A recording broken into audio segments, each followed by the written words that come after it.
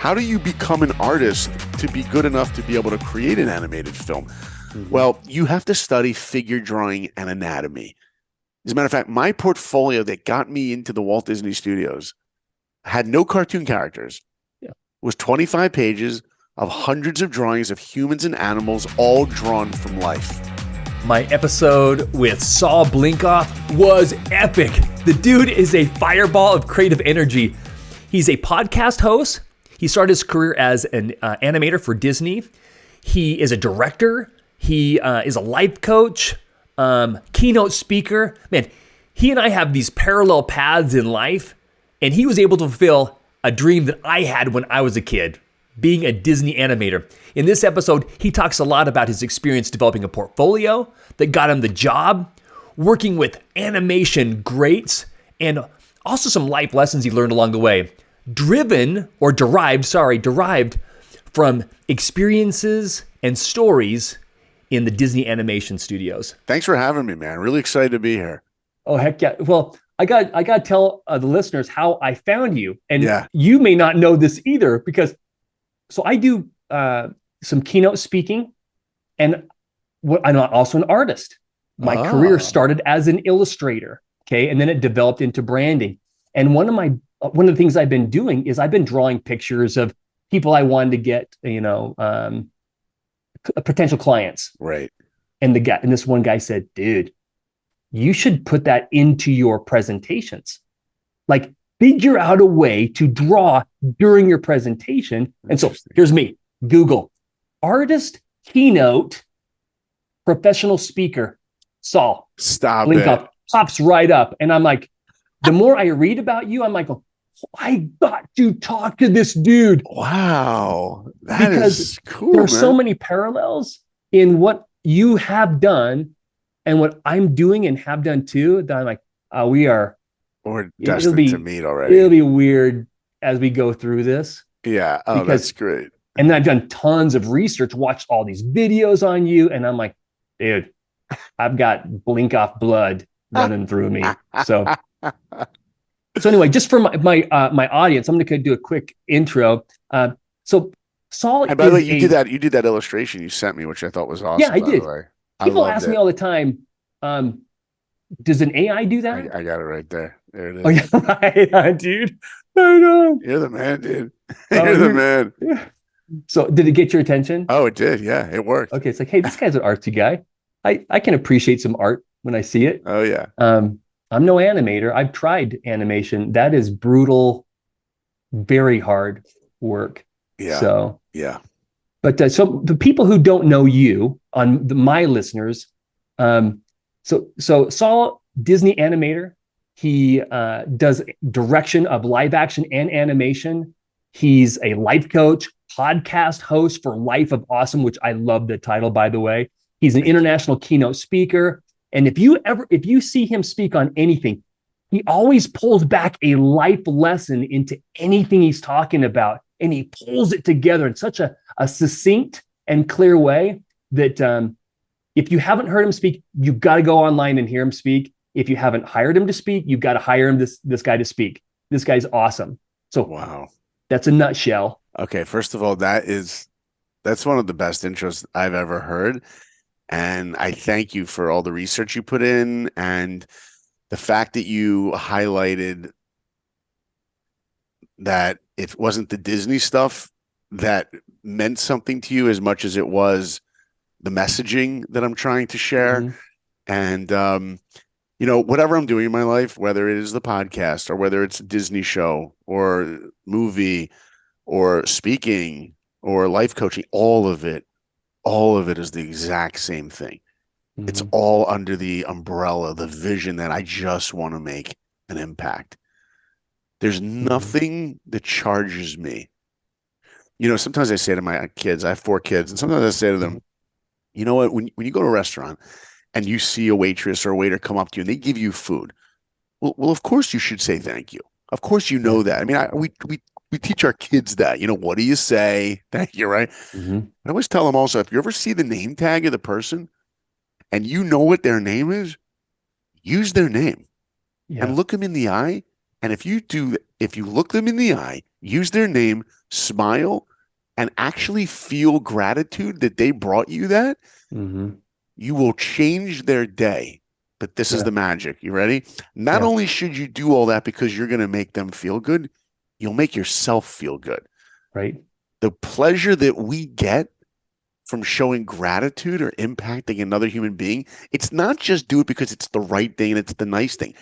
You will not in yourself, in your own life, you will not find more pleasure in your life than moments like that. And dude, I want to contrast that. I want to contrast that because so I fly a lot. I'm sure you do too, because you speak a fair amount. You know, when you walk off a plane, you get this thank you thrown at you like it's a wet towel. Right. It is absolutely insincere. Because I see what you're saying. Right. You know what I'm saying? It's like, it is not. Right. Yeah. When you're walking off, say, thanks for flying with us. Thank you for flying. And I'm like, you don't care. You are not grateful. There's a scene in Aladdin. You remember there's a scene in Aladdin where the genie pretends he's a flight attendant. It's like, thank you. Goodbye now. Thank you. It's exactly what you're saying. It is. And it's that lack of sincerity. And one of your podcasts, you talked about your meeting Glenn Keane. Oh, that's a story. Will you talk about the pencil? Yeah. And then how it relates to, he says it's not the pencil. Yeah. Oh man. Please, can I share that story? Yeah, because that relates right into what we're talking about. It really does. It really does. Being intentional and focused on Yeah. So please share that story. Yeah. Thank you for bringing that up. Yeah. So, when you guys are watching Disney movies, a lot of people don't realize, actually, most people don't realize what really goes into creating a movie like The Lion King, Frozen. What really goes into it? Well, forget what goes into the movie first. How do you become an artist to be good enough to be able to create an animated film? Well, you have to study figure drawing and anatomy. As a matter of fact, my portfolio that got me into the Walt Disney Studios had no cartoon characters. It was 25 pages of hundreds of drawings of humans and animals, all drawn from life. Like going to the zoo to draw elephants and going to figure drawing. I'd go to cafes. I would go to the ballet in Columbus when they were rehearsing and ask them, can I sit in and draw your dancers as they're warming up? Like I would go to Little League games, just draw kids playing baseball, like basketball, just draw from life. And when I was in college, I found out that the greatest Disney animator that ever lived is a guy named, you said it, Glenn Keane, right? Yeah. Now, for those of you who've never heard his name, well, let me tell you the characters that he created. Yeah. He created the following characters. The Little Mermaid. Yeah, you've heard of her. Aladdin.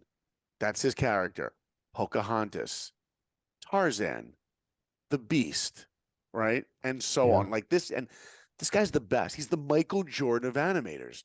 Yeah. And when I was in college, I found out that Glenn Keane used a certain pencil. Now, by the way, this is before the internet.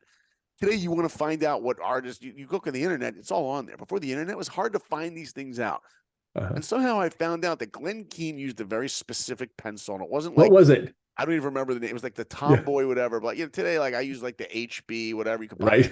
But back, it was like the Tomboy 50 RX, like whatever, Right. And so I call the company and I go, hey, because I think if I can get the Glenn Keane pencil, then I'll be able to draw like Glenn Keane. So I call this company on the phone. I go, hi, I'd like to order like a box of your pencils. They're like, well, we don't have any more.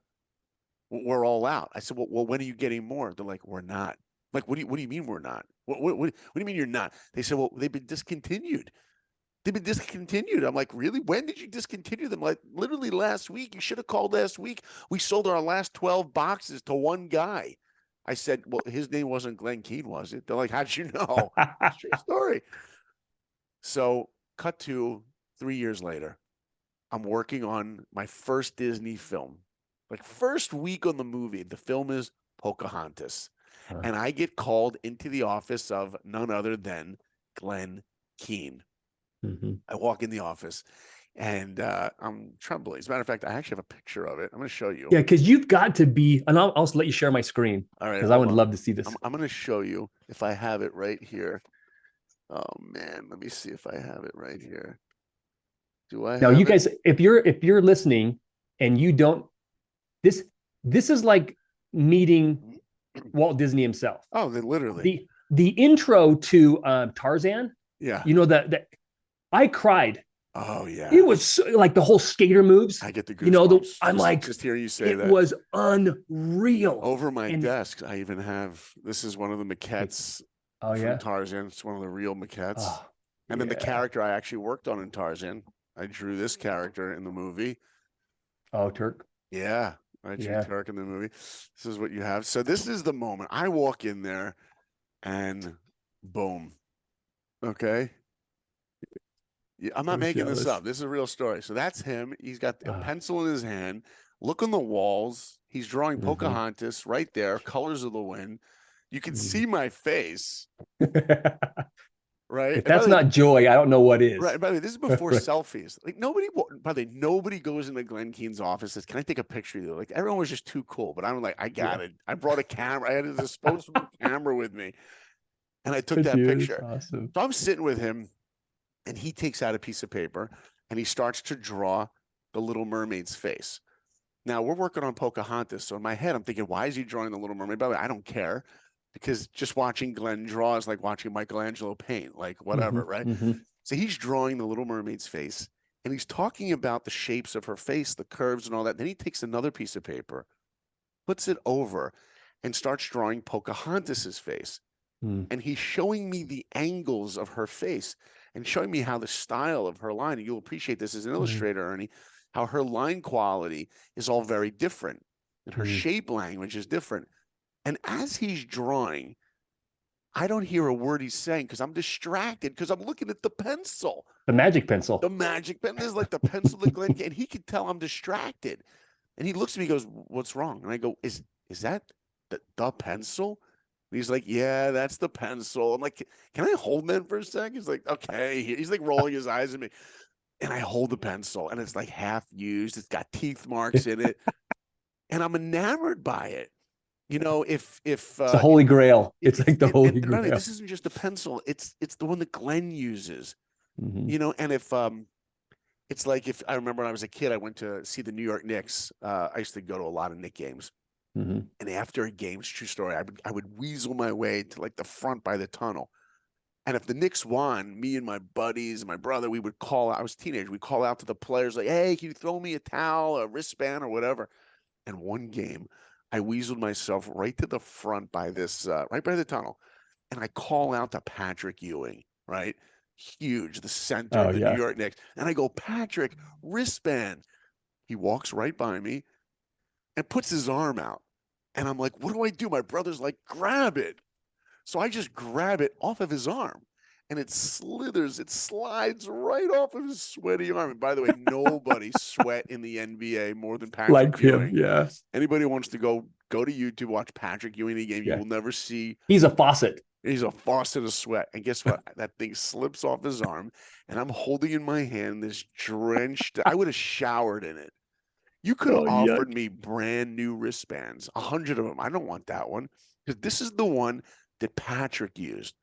And if somebody does something extraordinary, then the tools that they use to accomplish it take on a Mhm. whole new level, It's like the Michael Jordan shoes. It's the, yeah, I right? totally get So you. I'm holding Glenn Keane's pencil, and he tells him, and you can tell I'm enamored by it. Takes the pencil out of my hand, and he looks at me and says, "Saul, it is not the pencil that makes the animator." He says to me, when he started at Disney, he was trained by a group of men known as the Mhm. Nine The nine Old old Men, men. right? Hmm. These are the guys that animated Cinderella, Snow White, Peter Hmm. Pan, Fantasia, right? The classics. Hmm. He said, Hmm. when they taught me, when they trained me, they told me two words, and I wrote them down on my desk.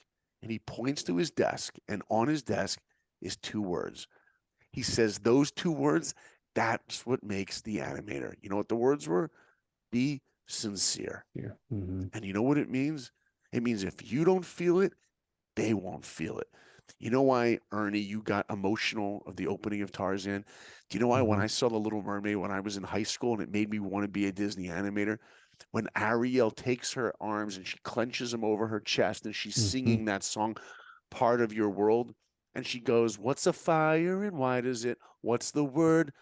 Burn." Remember, she says Uh-huh. burn, Yeah. Yeah. And right? she's holding her chest She's close. holding her chest. She arches her back. She closes her eyes. Every fiber of Yeah. her being It's not a Yeah. story about some teenager underwater. I can't relate to that. Think Yeah. about what the acting could have been. It could have been, what's the fire? And she just opens her eyes. What's it? She's rubbing her head. What is the word? Oh, burn. I got it. Light bulb moment. Yeah. No, that's not what happens.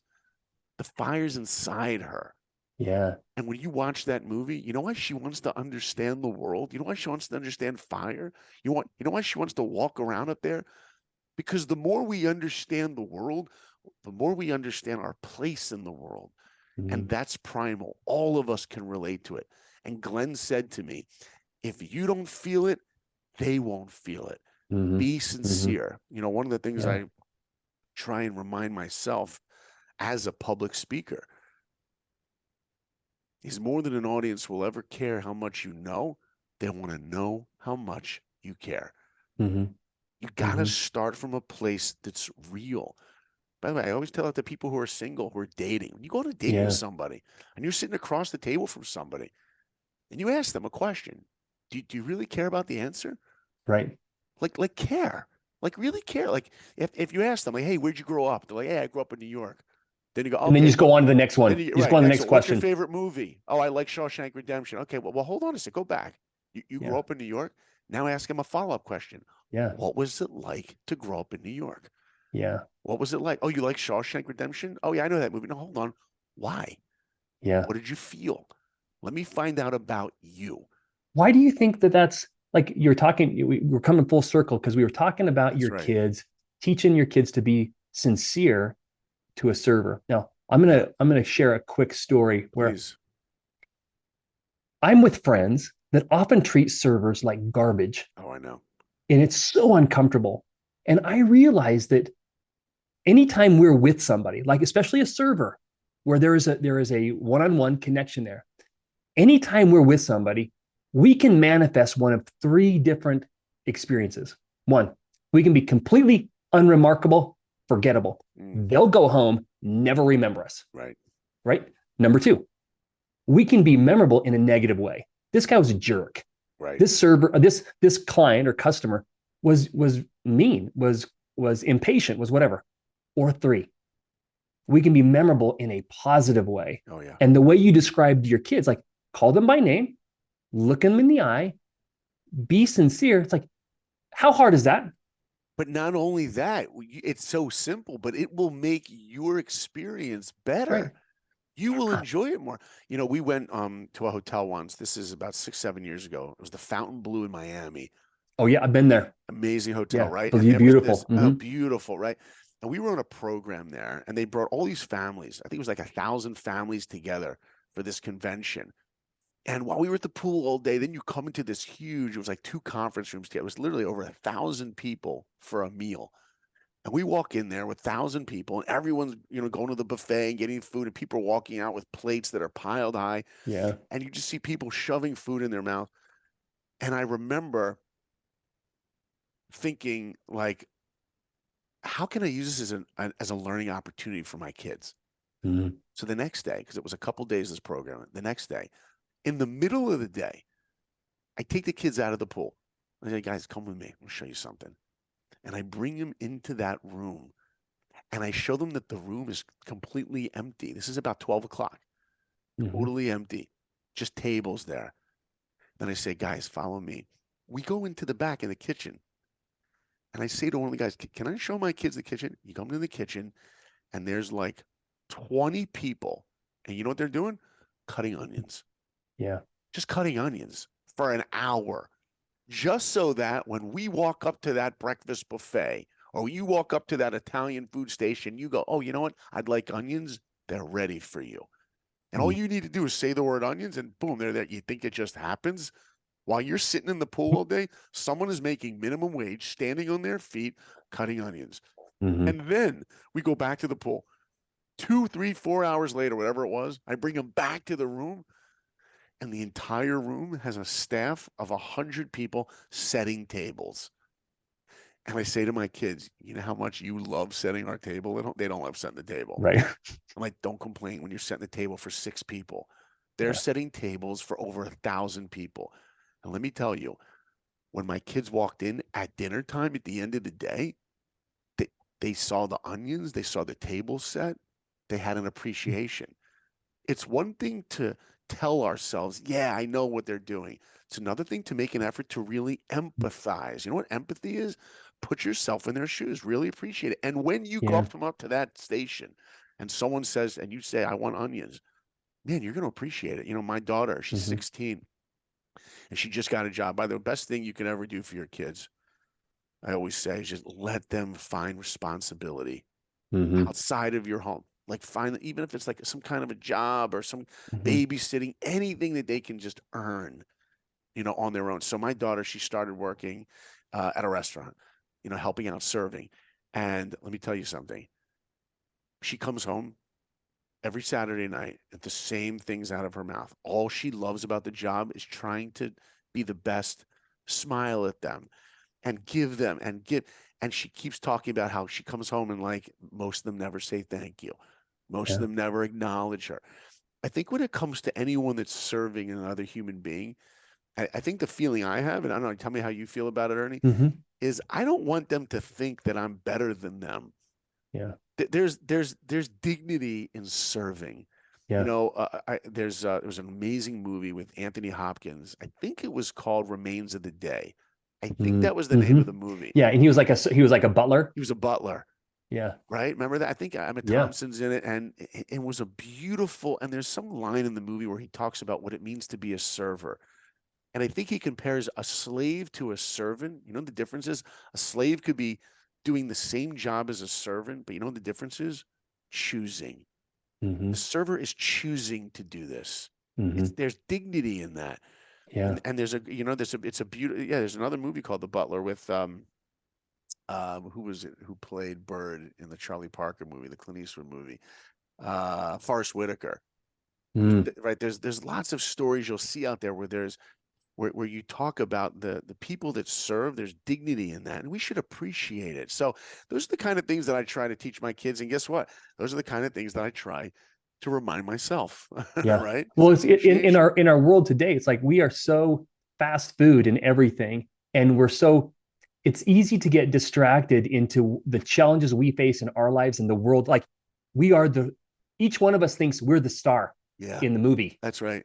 Like I'm the It's all star. about me. Everybody else, It's all you about guys are me. all supportive characters. Right. You're It's all supportive about cast. me. Yeah. I mean, even if Hmm. looking at your phone, like you and I grew up in a generation where there was no such thing as Wi-Fi, right? Yeah. Right. I mean, but the fact is, and you know, I don't know about you, but every time I turn on my navigator in my car, I'm still blown Hmm. away by it. Why? Because I used to drive for years unfolding maps. Yeah. Okay. Yeah. I mean, the fact that you can drive in your car, make a right turn or a left turn, and the satellite knows where you are and it can tell you where to go and it's perfect, and you make a wrong turn and it recalculates. That's incredible. I never take that for granted for a second. But guess what? Guess who does take it for granted? Yeah. My kids, If you've right? never been without it, He's if never you've been never been without it. without it, you don't know how to appreciate it. Yeah, exactly. So all these things that we have, while they are amazing, because look at these things can provide me. Oh, the map provides me. I can do this easier. I mean, Shazam. Shazam is the Yeah. greatest thing. I can be listening to some song, hit a button, it can tell me who it is. Like I love music, and the fact that I Hmm. have that info. So all these things, while they're Hmm. wonderful, at the end of the day, they also have the ability to sway us into a narcissistic mindset of everything's Hmm. about my convenience and me. And Yeah. as long as we're aware of that, we have to continue to push ourselves and our kids, if you're a parent, to find ways to make it about another person, and other Yeah. person. By the way, you know, we talked about Disney movies. One of my favorite people ask me a lot actually, what are my favorite Disney movies? What's my favorite Disney movie? I Hmm. actually have two. Okay. Yeah. Let me throw Okay. this out. I'm curious what yours are if you have. Okay. So my first favorite Disney movie of all time is Cinderella, right? The old classic. And you know, it's a Mm. Cinderella story. It's the underdog. She's a servant in her own house. Hmm. And by magic, one night she gets to go to the ball. The most beautiful dress. She gets a fairy tale, literally a fantasy. The fairy godmother tells her, though, but at 12 o'clock, everything's going to return the way it was. And sure enough, Yeah. she meets the prince. She's dancing, and all of a sudden the clock strikes 12. She's like, holy crap, I got to get out of here. She gets into that carriage, and the prince is chasing her, but she gets away quicker. And the carriage is taking her, the pumpkin carriage is taking her through the forest to go back. And all of a sudden, the carriage turns back into a pumpkin. And then she's sitting on the side of the road in rags, literally Mm-hmm. return the way it was before. By the way, if that movie was made today, I guarantee you would have the main character be like, oh my gosh, I got a taste of the good life. I got to get back to that. And that should be what the movie was about. Yeah. It's Yeah. not what the movie's about, though. She's sitting on the side of the road and she takes something out. There's something that she was given. You remember what she has? The is it the slipper or The is it the slipper. Yeah, she's got the slipper? glass slipper. Yeah. Wait a minute. How can she have a glass slipper if the fairy godmother told her everything would be turned the way Yeah. it was? Was the fairy godmother lying? Right. Everything was turned except for one Oh, that's thing, interesting. the slipper. And you know what that means? That slipper, it's a gift. That's a gift. Hmm. I'm giving you a gift to remember where you've been. And Hmm. Cinderella holds that slipper, looks up to the heavens, and says these words, quote, thank you for everything. Yeah. Gratitude. Uh-huh. How can you have a smile of gratitude if you're on rags on the side of a road? Mhm. Because no Having matter a taste how of the good life. you had a You've taste of the already had good the taste of life, good life. because Hmm. you know what the good life really is? It's gratitude. Yeah. It's how do I look at my life? Guess what? All of us listening to this right now, we're all going through pain. Hmm. Don't think Jeff Bezos is not going through pain. Okay, yes, I would like to have his pain for a day. But look, you know what it means to be a human being? We're all struggling. If Yeah. you're in a close relationship with anybody, a spouse, boyfriend, girlfriend, a best friend, a partnership, or your parent, anybody you have a close relationship with, you know what comes with a close relationship? You got to work at that relationship. Yeah. The Yeah. people you're not close with, they take no work. Yeah. Everything takes work. We're all going through a battle. And let me tell you, at the end of the day, if we can find moments of gratitude, you can be lying on the side of a road in rags and still feel content that you have Hmm. meaning in your life. So the first one for me, Cinderella. But now Hmm. let's go to my number one favorite movie of all Yeah. time. This is Lion King, How'd you know? dude. I was about to sing. Dude, I yeah. don't know the words. You know. So yeah, I always make up different Well, it words. was mind blowing when it came out. Oh It my was gosh. jaw dropping. Right? There's a reason why it was a blockbuster for Guess what? you know. Still jaw dropping. Yeah. It's Hmm. still unbelievable. I still watch those scenes when Hmm. Simba finds his father in the beginning. Yeah. You know, that movie is all about, kingship, and Simba in the beginning sings, I just can't wait to be king. He thinks being Yeah. a king can be doing anything you want. There's actually a scene where his Very father, selfish. He's he's very, very selfish. It's all selfish. about him, Right. right? And there's that scene Hmm. where Mufasa, the king, says to him in the beginning, Simba, there's more to being a king than getting your way all the time. Simba's like, there's more? Like, what could be better than that, right? And then something happens to dad, spoiler alert. Yeah. By the way, if you haven't seen the movie by now, you deserve to have it spoiled, right? Right. But by the way, you can guess if you haven't seen it, daddy dies, right? It's a Disney movie. They always kill off a Like parent, all of them. Yeah. All the right? movies have A a dead single parent parent, home. right? Hmm. By the way, if you look at it for a second, Little Mermaid had no mom, right? Hmm. Belle had no mom, right? Hmm. Aladdin had no mom, no dad, right? Bambi, Right. well, look what they did to his Yeah. mom. Yeah. Right. Right. The first 5 minutes. Right. Finding Nemo killed off. Right. That's another Yeah. podcast for why they kill off parents. But anyway, if you go to Lion King, right, Simba thinks being a king is I can do whatever I want. They kill Hmm. dad, and Simba goes off, thinks it's his fault, and goes off and lives in Hakuna Matata world. Remember? Yeah. No worries. Hakuna Matata, right? Means no Right. worries, Means man. no worries. And Yep. who wouldn't want a life of no worries? Right. All of us want that. Nobody wakes up and goes, you know what I'd love? I'd love to have a day of worry. And do you remember Yeah. what it looks like, Hakuna Matata world? Oh, it's a jungle. It's It's food everywhere. food. It's like Hawaii, right? There's Yeah. waterfalls. He sits in a jacuzzi. He Yeah. sleeps in a hammock. It's lush. Yeah. It's like the Garden of Eden. He's It's got what, two comedians as best buddies. right? He's got nothing, no worries, no responsibility, Hmm. nothing. He's got everything he could ever want. Yeah. And that's what we want. We go through, a lot of us go through our work week so we can save a little money to have a good Yeah. weekend. And then we go through the whole year so we can have like a 1 week trip to Hawaii or Cancun or wherever you want to Yeah. go. It's like holding our breath.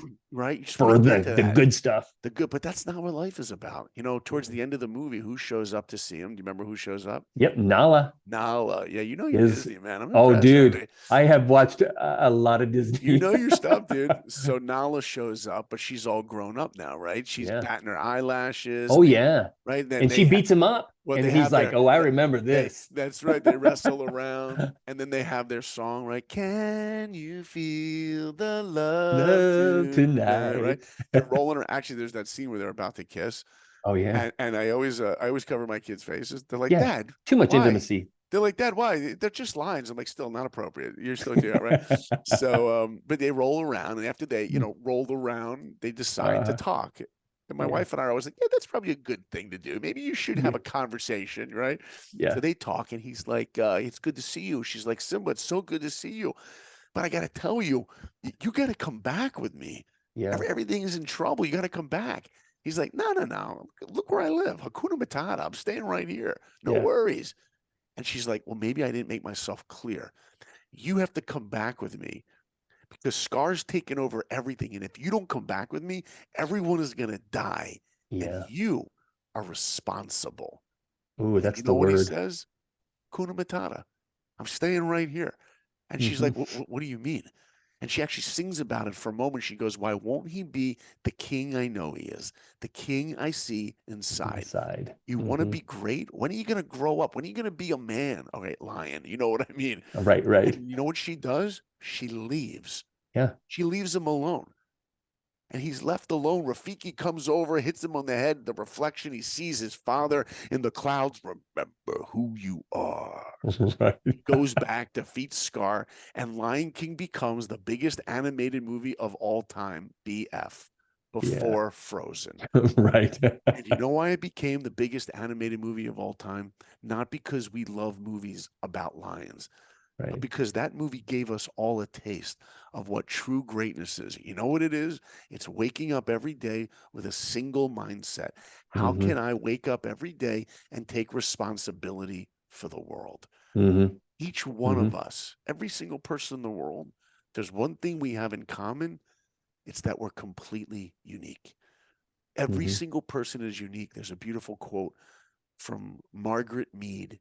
She took her kids by the hands and she says to them, "Don't ever forget you're created unique and special, just like everyone else." If there's one thing we all have in common, is that every one of us is unique. And because we're unique, each one of us has a unique purpose. Hmm. Our job is to wake up every day with a single mindset. How do I take my passions? How do I take my abilities? How do I take my life experience and use that to make an impact in another person's life? And by the Hmm. way, there's an expression in Jewish wisdom that says, if you can save one person's life, you've saved the entire world. Ooh, I love that. You want to change the world? You want to be a Luke Skywalker and Right. save the world? Just change one person, One and person. yeah, And at the that end of makes the it day, manageable. it does, right? It You does know, make it because other manageable. times we think, oh, I can't do anything Right. It's significant. too big, I'll too many never be able to people. do. Yeah, but if everybody just works on one person, dude, see, even in this, the sharing of the favorite story of the Lion King, you wrap it around to a wisdom of like responsibility, and that's what life's about. I'm gonna switch gears with you because Yeah. you speak often about your animation, and if anybody in your art career, I'm really interested in your speaking career. How did that evolve? Wow. I've never been asked that before. That's a good question. Um, wow. Okay. You ready for this? Mm-hmm. You're bringing me back now. So we're talking. Okay. I got two experiences here. Are you ready? One Mm-hmm. of them was when I got into Disney, I went through hell to get into Disney. Yeah. Like I Yeah. didn't wake up a good artist. I wake up. Right. You worked your butt off. I really did, and I got rejected a couple times, and I gave up at one point, Mm-hmm. and I really went through hell. And eventually, I got into Disney. And the day that I got into Disney, I just wanted to start helping other people get into Disney who were going through the same hell that I had been going through. Hmm. So I started helping people with their portfolios. And I remember at the end of the day working on Pocahontas, I'd sit in the lobby be like 8 o'clock at night.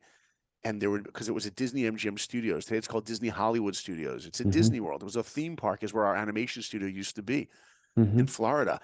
And there were people in the parks who were like trying to get a foot in at Disney one day, working Hmm. animation. And I would meet these people and I'd say, hey, just bring your portfolio by and I'll give you some advice and I'll look at it. Well, almost every Wait, how night. did you? How? Oh, hold on. How did you get into a like you're working? Oh, yeah.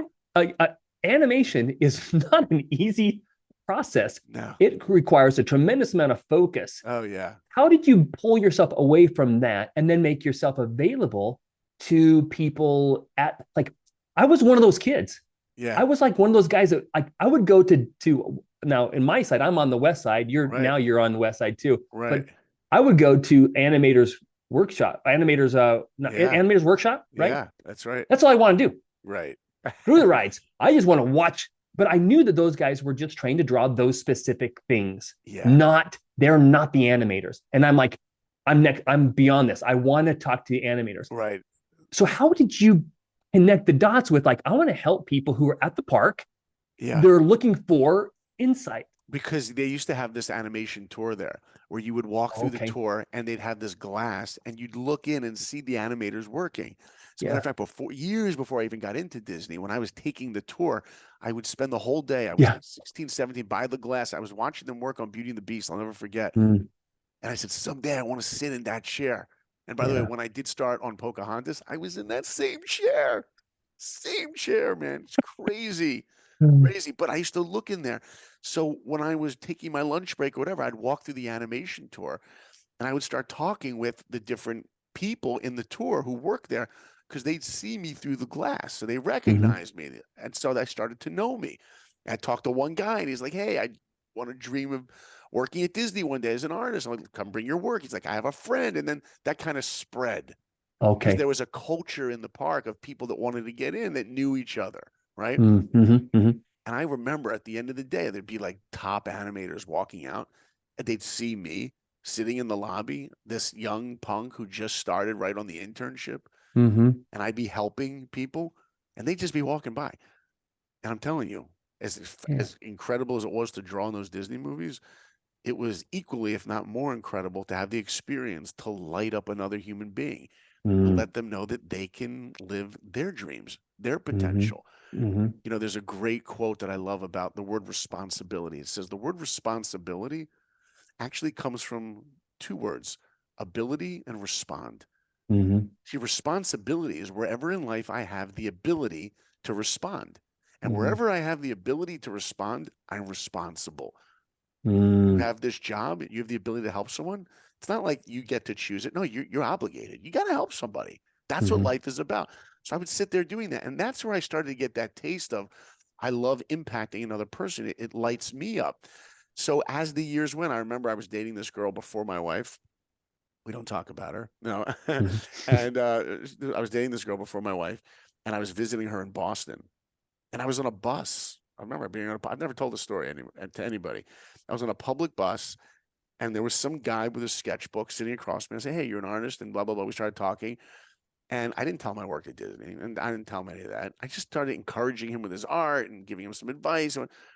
And you saw this kid's face light up. And the more that I found opportunities to impact another person, the more I took those opportunities. So to answer how I got into speaking, so I was at a wedding. I think the year was 1999, the olden days. mhm, I was at mhm, a wedding in Israel, and the wedding was outdoors. Sun was setting. It was on this hill. It was a beautiful day, and I was getting asthma because the wedding was on grass. I used to have asthma back mhm, then. So I go back to the hotel that I was staying in, which was where the wedding was. And as I go back to the room to get the asthma spray, there's like a traveling group of teenagers that are there traveling through Israel. There must have been like 50 high school kids all in the lobby hanging out. So I run through there. I go to the room. I get my asthma spray. I take it. I come back. I'm running through them and I stop and I turn around. It was almost like that scene in Ratatouille where he falls in the kitchen and he sees the window. That's right. You uh-huh, acted it yeah, out. He's like, wait a uh-huh. minute. He runs by the pot. He's like, I think I can add something I can before add, I yeah, go. That's how yeah. I felt. I'm like, I'm about to run through this lobby, and I'm like, wait a minute. I think I can add something before I go back to the wedding. Cut to 1 hour later, I'm still there speaking to them. And I told them my whole life story. I heard all their stories and I gave them tools to be able to achieve and to be able to dream. So many people come up to me over the years. And they're like, you know what? I dreamed to do this, but I had that dream, but, Mm-hmm. and I'm telling everybody who's listening, by the way, if Saul Blinkoff could get into Disney, and by the way, I was the worst artist in my school at one point. That's a fact. If I could get into Disney, then you could do anything Yeah. because nobody wakes up great at anything. Yeah. Yeah. There's nothing getting in your way of you living every facet of your dreams but you. Go for all of it. Go for Yeah. that dream life. What does it mean? Not just career. Have a dream marriage. Yeah. Love being a parent. Wake up every day and love being alive. Anyway, that's what started my speaking. When you saw those, you were kind of going through. Oh yeah. Were they gone? We need someone to talk to us. No, you know what it was? I just started a conversation. I'm like, you guys Okay. are in high school. They're like, yeah. I'm like, and I'm like, what's your Yeah. dream? I asked one guy, like, what's your dream? What do you mean dream? I'm like, yeah. What do you want to do someday? He's like, you mean like for my life? I guess I'm doing my Rocky voice for some reason. Adrian, like, what do you mean? No, right? I'm like, yeah. He's like, I don't know. And so I started talking about dreams, and then that whole circle came, and then all 50 kids were there. Yeah. I started sharing these ideas. You know, maybe I think it was about 12 years ago that the professional speaking really began. Someone Mm-hmm. asked me to speak at a university. I think I spoke at Brown and Northeastern. And then I started on the college tour speaking to college students, and then it grew to communities and now corporate keynotes. And now I've spoken in, I don't know, 15 countries and spoken to Yeah. hundreds and thousands of people around the world. That's why I started the podcast, because I want to Yeah. be able to share these ideas. But I got to Hey. tell you something really cool, Yeah. Ernie. Yeah. Yesterday, I was looking on TikTok, and I try not to spend a lot of time on those apps, Yeah. but I still want to see what's going on. And some girl, some 18-year-old made this post. I thought it was awesome. She said something like, when you make a post and someone sees that if you got like 13 views, Uh-huh. you would be like let down. Oh, only 13 Right. people saw what Yeah. I posted. That sucks. Only 50 people posted or saw what I posted. But Mm-hmm. what if 50 people walked into your living room right now Mm-hmm. and you had the opportunity to speak to them? You would be overwhelmed. You'd be Yeah. overwhelmed by the opportunity to make an impact. Mm-hmm. So often we think that we need the big numbers. We need the Yeah. big numbers. If you can speak or share or influence or impact one person, you've impacted the world. I've had that. I've had this that challenge too. During COVID, I decided I'm going to start a YouTube channel Mm, that teaches kids how to draw. wow. So I developed Isn't this that great? character called Sketchy. It's me with a wig on and a hat on, and I'm That's like, "Hey great. kids, let's do this thing. Let's draw some pictures." With like Sid the Sloth with lateral lisp. I did 109 videos over Wow. the course of 14 months or so. Oh my And gosh. I did not get, I had like 4,000 subscribers at the end. Yeah. But what ended up happening is I started measuring or I started evaluating the channel based on the views and then Mm, comparing those, subscribers, comparing those to other YouTubers that are in my in that genre, space. right? Yeah. In that Right. space. I became so depressed and so frustrated Right. that I was like, oh man, I'm a failure. I'm a loser, because it wasn't meeting my expectations. Right. Right. And so as we often project that people are more successful than they might be, Yeah. right? Yeah. Is there, and I share that with you because it's funny as an artist too, Yeah. but have you suffer from hyperactive productivity disorder as well. You're so involved in so many You can things. tell, right? Yeah. Totally. But are there any projects that you look back on thinking that they were failures, Mm. but they really weren't? I mean, in your point of view, or have you always been like highly optimistic about, man, I crushed it. I crushed this. I crushed that. Or do Okay. you look back and go, man, I suck. And then someone says, dude, First of all, that's not you're sucky. making history because you're asking me questions that I've never been asked. And I love that, dude. Oh, good. These are deep Good. questions. So I told you guys that I kind of went through hell to get into Disney, right? Yeah. So after I tried to get into Disney, well, just so everyone knows, let me give you two quick things. When I started at this school, It was one of the best art schools in the world in Columbus, Ohio. It was called Yeah. Columbus College of Art and Design, still there. And when I started in the school, the first week of school, we found out that the Walt Disney Studios was coming to our school, and this guy Mm. was going to give a presentation telling us what they look for in their portfolios. Oh, So, perfect. so we fill an It's the auditorium, recipe. They're giving you the the recipe of recipe. success. Yeah, exactly. Like, here's what you Hmm. need. So we go into this auditorium. There's over 500 students in there. Every Mm. freshman, sophomore, junior, and senior. And this guy from Disney was one of the original animators on Sleeping Beauty from the Hmm. 50s. He was an old guy with a white beard. His name was Bill Matthews. And to me, it was like looking Okay. at Walt Disney himself on a stage. Hmm. And I was in Hmm. the front row, sitting on the edge of my seat, like hungry to hear this. And he looks out to us and he says, before we begin, before I tell you what you need in order to get into Disney, let me just ask you guys, how many of you actually want to work at Disney someday? Every hand shot up, right? Every hand went up, right? This is Definitely. before DreamWorks, before Pixar existed, right? Oh yeah. This, if you wanted a job in animation, it was Disney. And he looks out to us and he goes, just so you know, out of the 500 of you, whatever, that are in this room, maybe, just maybe 4 of you will ever work there. That's how competitive it is. And when he said that, I remember thinking one thing. I wonder who the other 3 are going to be. Because in life, you either Man, you're believe in confident. yourself that you can accomplish or you don't. And I believed in myself. Even though that you were not the best, I mean, you're Nobody, lower part of the class. nobody had a fire like I did. Okay. Nobody. Okay. Now I want to fast forward 2 years. I tried to get Hmm. into Disney my sophomore year, rejected. So is it every year you apply? Every year. Every year. Okay. So That's you right. get a rejection letter. That's Now right. that would, most people would go, okay, I'm not the best in my class. Yeah. I just got rejected. Am I Yeah. in the wrong career? Am I in the Right. wrong path? Right. Maybe I should be an illustrator like Ernie. Right. Well, You guess know? what? My first time I got rejected, I remember being happy that Disney knew I was alive. They had my name printed on an envelope with that rejection letter.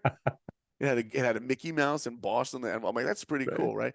Yeah. So the second time I try, me and my best friend Andy, we tried together, and Andy was unbelievable artist, Yeah. unbelievable. And he gets in, and I get rejected.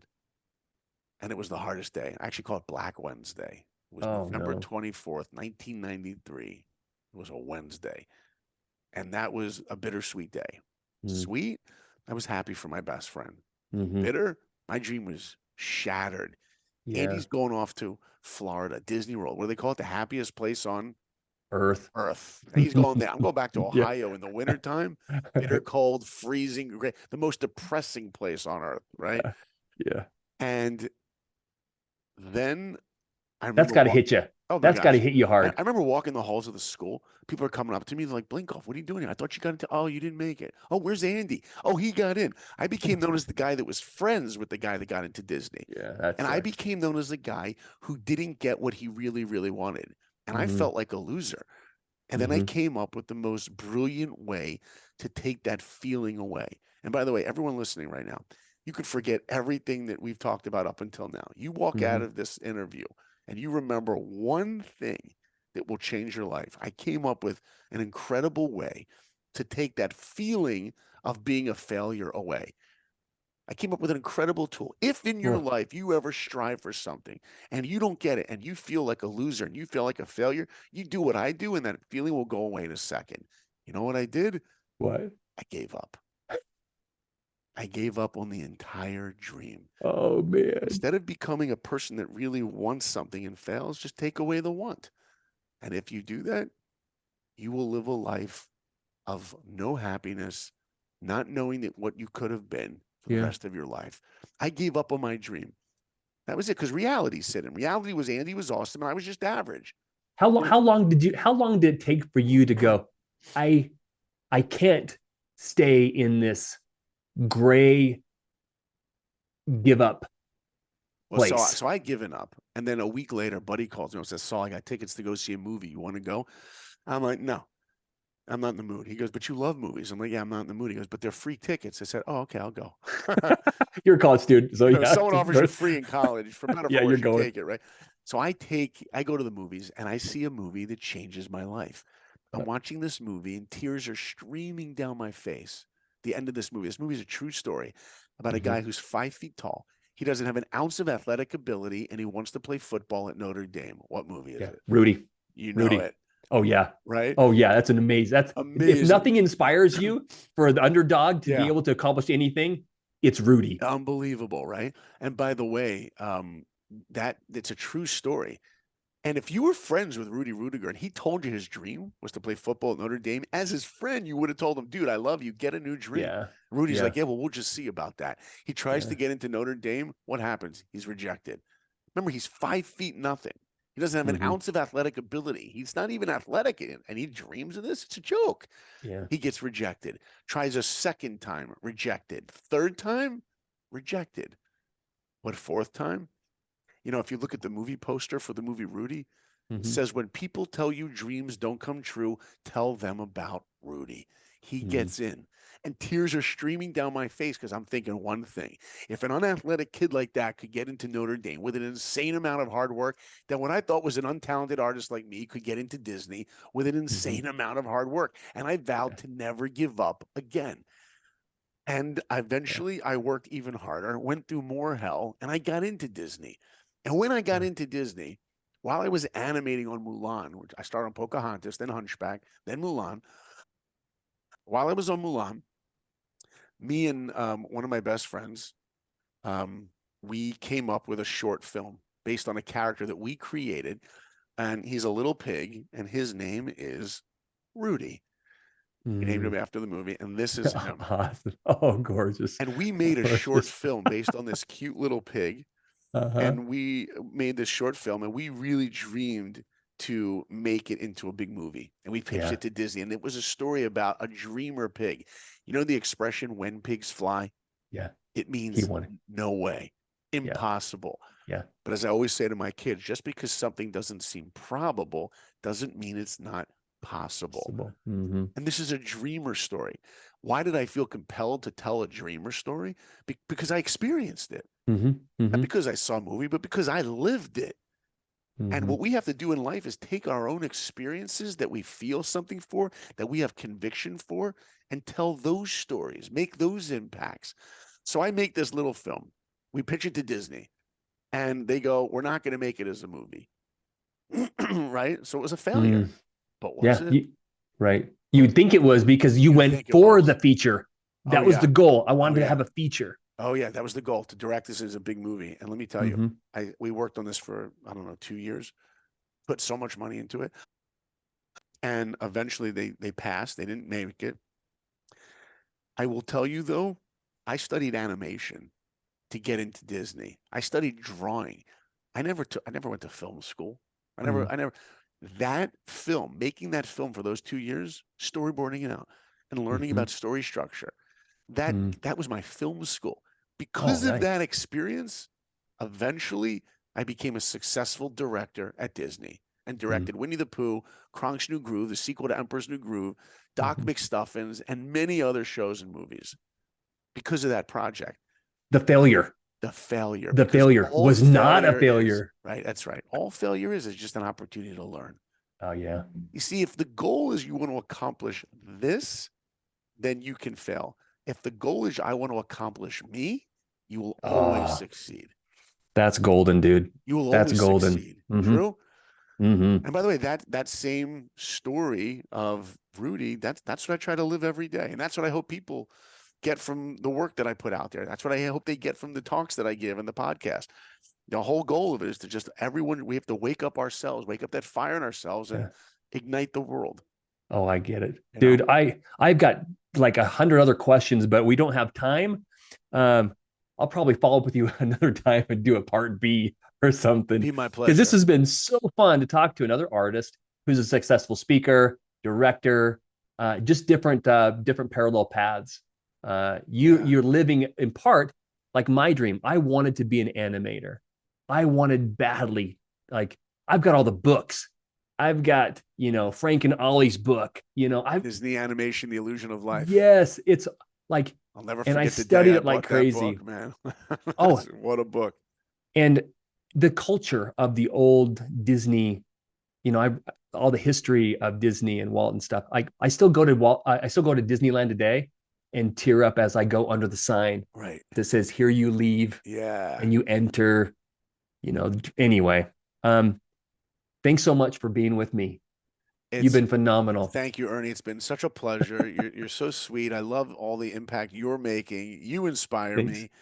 And also, just I want to give a shout out to all of your listeners and people who are watching this for tuning in.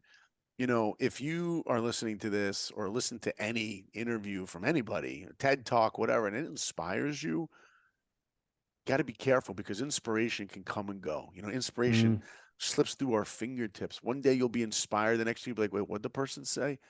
You have to learn how to not just be inspired, you got to live inspired. mm, Take this interview, write down these things. Take other interviews that Ernie's doing. Go find books and things that you appreciate and go back to these phrases over and over again. Make them part of you, make them real, and try to implement them into action steps to making changes in your life. And I promise you, if you look, I'm a dad, I have 4 kids. You look at a child from like 8 months to a year, you know the difference between an 8-month-old and a year old? Walking. Like most kids start to walk between a year and a half. And you see the changes from a 3-year-old to a 6-year-old. It's mind boggling, the mm. vocabulary. What about us? We can all grow and change every day, just as much as we did when we were 8 months old. Every day is an opportunity to grow. I hope everyone takes this episode and takes Ernie's podcast and finds a Thank way you. to not just listen to it, but to live it. I love the intentionality that you are drawing into any kind of a learning experience where instead of just walking away feeling good, take a moment and kind of meditate and write down what it Yeah, is that was meaningful to you that's so that right. it has a little more teeth. It Yeah. has And a by little the way, more lasting. the first guest I ever had on my podcast, the Yeah. first guest I ever had is the real Rudy Rudiger. Really? I had him on my podcast and I got to share with him what his life story meant to me. Oh, So each one beautiful. of us listening, your life story will mean something to someone else. So Yeah. share it your own way. Share yourself with the world. Thanks for Thanks having so me. much. Appreciate You you. betcha. Hey, if you like this podcast, be sure to mash that subscribe button and send me an email, me@earnburn.com. And if you want to know more about me, visit earnburn.com. Easy peasy. See you next time.